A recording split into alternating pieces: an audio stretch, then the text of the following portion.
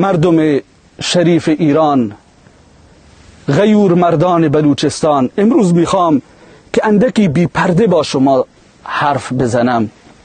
عزیزانم، 44 سال هست که ما شما رو به فردایی بهتر امیدوار کردیم. 44 سال هست که شما رو به پای صندوقهای رأی دعوت کردیم. 44 ساله که به شما گفتیم تابع قوانین و مقررات این کشور باشید. 44 ساله که شما رو دعوت کردیم که خواسته هایتون رو، مطالباتتون رو از مسیر قانونی پیگیری بکنید. به تعبیر دیگر 44 ساله که شما رو به یک سراب دست نیافتنی دعوت کردیم. 44 ساله که به شما آدرس غلط دادیم، اما دیگه بسه، دیگه کافیه. ما از طریق این قانون به حق و حقوقمون هرگز نمیرسیم، چرا که این نظام فاسد اصلاح ناپذیره. این آخوندهای فاسد اصلاح ناپذیرند. آخوندی که زبان او زبان زور و تجاوز هست، آخوندی که زبانش تیر و رگبار هست، آخوندی که زبانش شکنجه و اعدام هست، اون آخوند هرگز زبان مطالبه رو متوجه نمیشه. پس من امروز عزیزان به شما میگویم که مسیر مطالبات مسیری است که ما هرگز از این نظام فاسد به حق و حقوقمون نمیرسیم.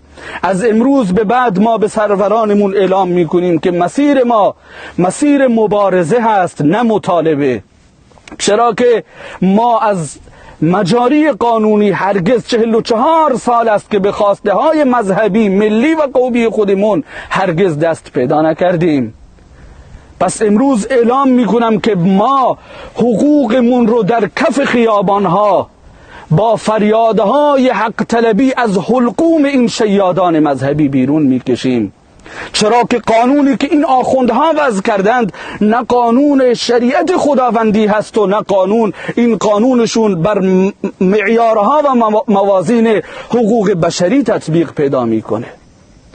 قانونی که این آخوندها وضع کردند قانونی است که به آخوند اجازه میده که به دختران ما و شما، به دختران ما در زندانها جهت اعترافگیری اجباری به اونها تجاوز بکنند.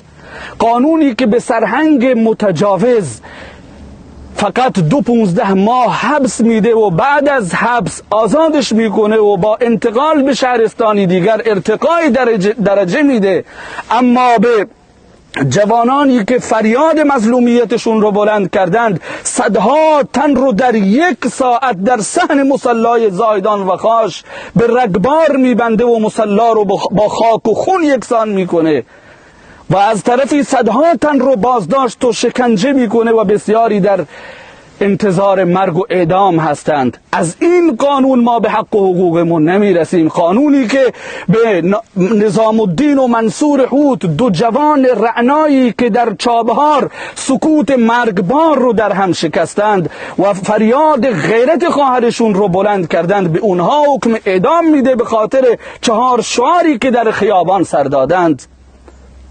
ما از این قانون به حق و حقوقمون نمیرسیم.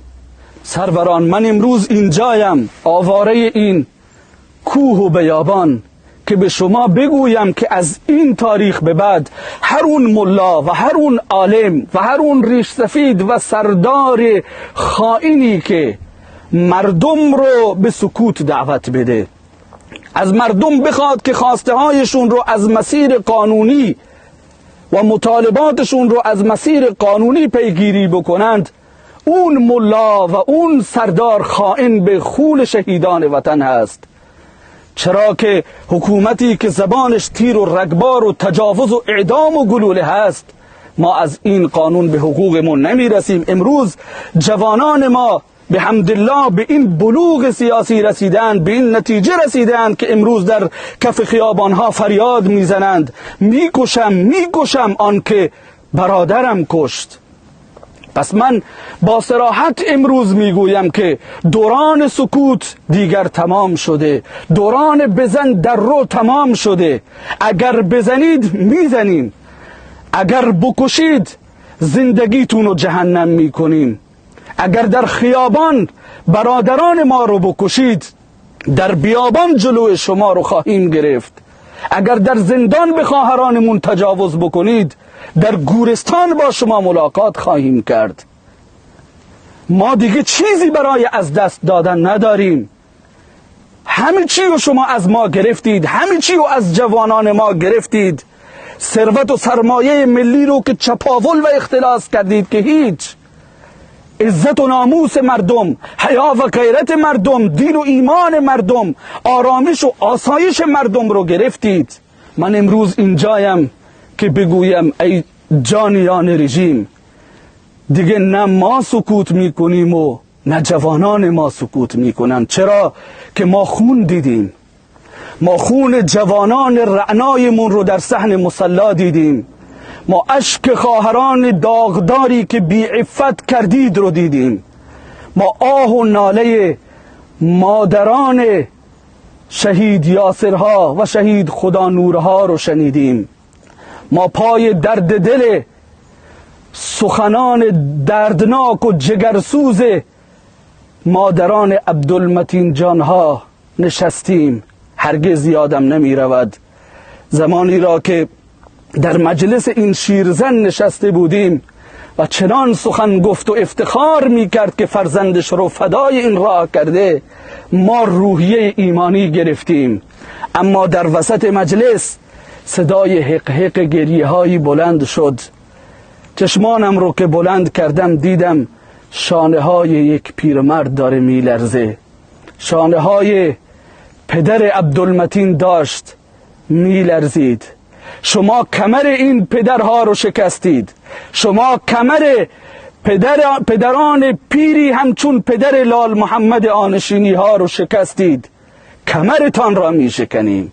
من امروز اینجایم که بگویم ما دیگه به عقب بر نمی گردیم. یا با شرافت به حق و حقوقمان می رسیم یا با عزت می میریم، اما با ذلت و سرفکندگی در کنار شما دیگه هرگز نمی ایستیم.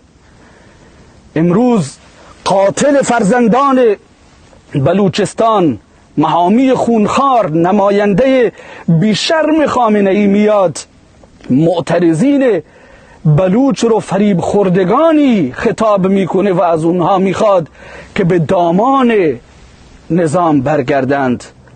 درست گفتند، چه زیبا گفتند که وقتی حیایت رو از دست دادی دیگه هر چی خواستی بگو. آخر مرد که بی حیا، هنوز خون جوانان ما خشک نشده، هنوز داغ شهید یاسرها، داغ مهسا امینی ها، داغ مجید رضا رهنوردها، داغ لال محمد آنشینی ها و خدا نورها در دلهای مادران و برادران و خواهرانشون تازه است.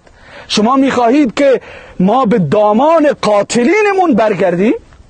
ما تصمیممان را گرفته ایم، یا مرگ یا آزادی وطن از لوث و نجاست شما آخوندهای پلید. من امروز